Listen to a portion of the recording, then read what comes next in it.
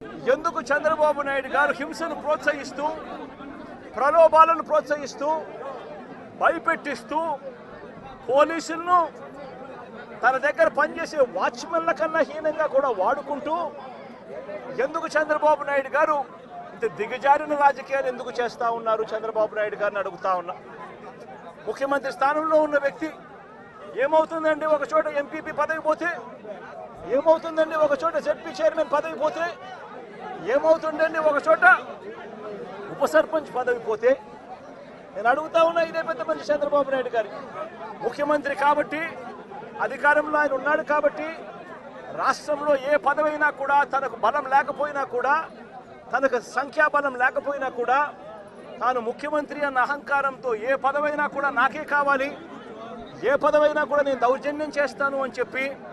law and ఆర్డర్ను